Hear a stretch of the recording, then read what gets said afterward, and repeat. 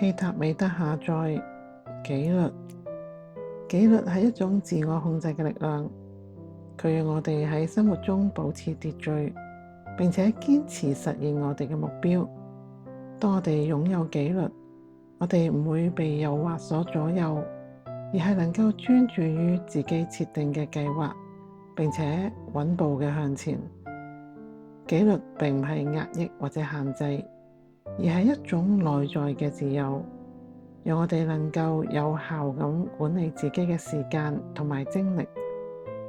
佢讓我哋唔會隨波逐流，而且能夠堅定咁朝住我哋嘅理想前進。無論遇到幾多困難，紀律就好似一條引導我哋向前嘅道路。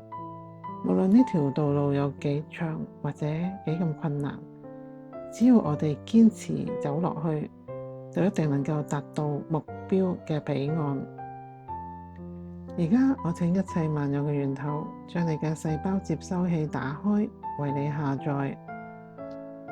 我知道源頭對紀律嘅定義，我知道有紀律是什麼感覺，我知道何時有紀律，我知道如何每一天都過住有紀律嘅日子。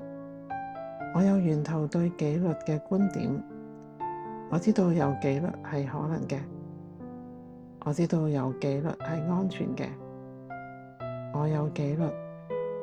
如果同意以上下載嘅朋友，請講 Yes 去接收，我為大家見證。